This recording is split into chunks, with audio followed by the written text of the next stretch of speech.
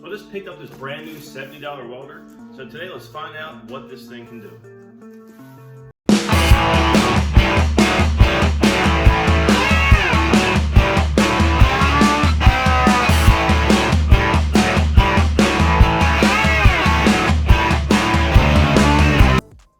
So in all honesty, I picked up this new model to replace this old welder I had, which is probably way older than me. Now this thing does the job. It works out great for stuff in the driveway.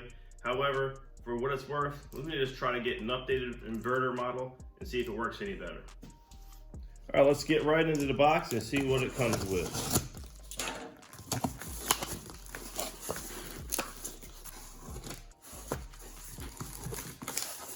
Right on top is the user's manual.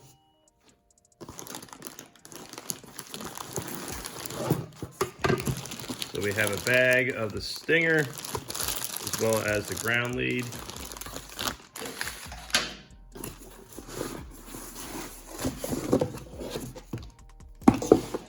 And now we have the unit itself, really nicely packaged,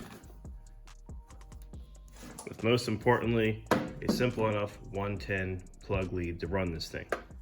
So I think one of the biggest drawbacks if you're interested in starting to get welded is the overall cost of the machine. This machine I have behind me cost me over $1,200 with the tanks and everything involved.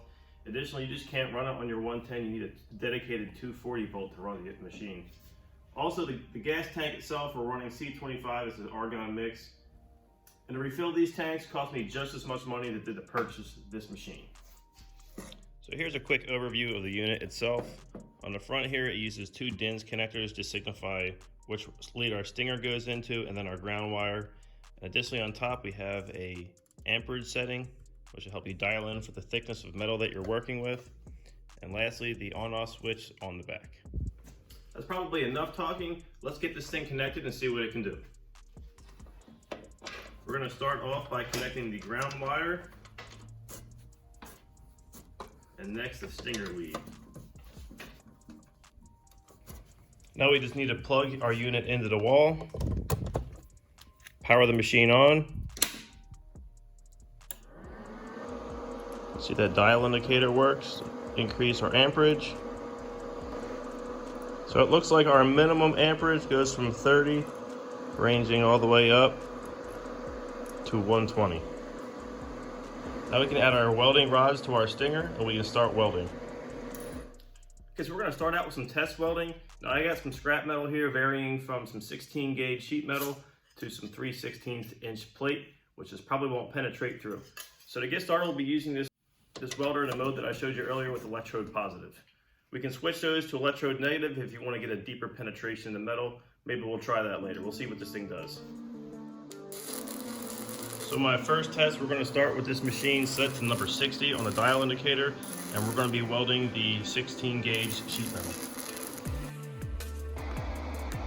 So here's our first look at that weld that I just did. Let's knock some of the slag off of there.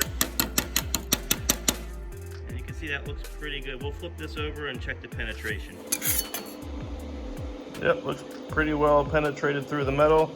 I'd say that level 60 is pretty good for this thickness. Let's try this again and stick another piece right to that.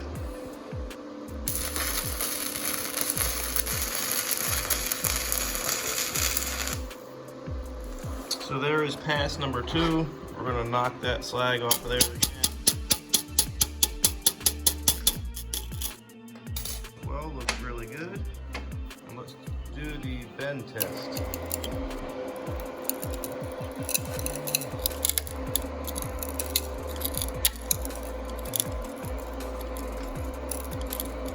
So that passed the welding the 16 gauge steel test. Now we're going to crank the machine up to full power, and we're going to try getting through this 1/8 inch material.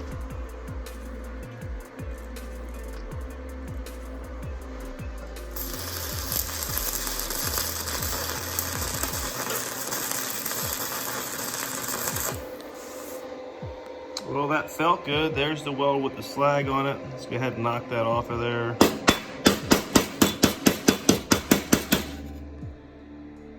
Looks pretty good again for just a half of an effort. Let's flip the material over and see if it penetrated. I'd say it's almost through.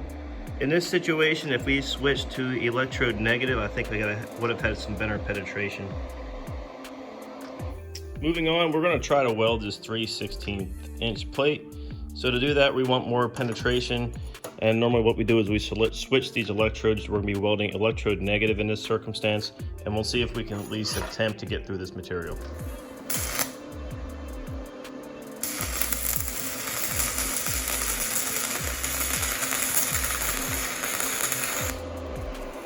So let's see how that weld looks underneath of all that mess.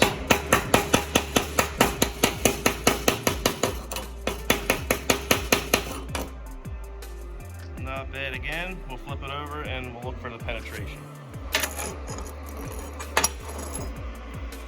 I think it almost did it. I think that's pretty much settles it. This machine is well worth its money for $70. Now this is great for stuff for little projects around the house, or if you're just looking into getting into welding for the first time and you don't want to put the big money into these other machines. I'll leave a link in the description below, as well as a discount code.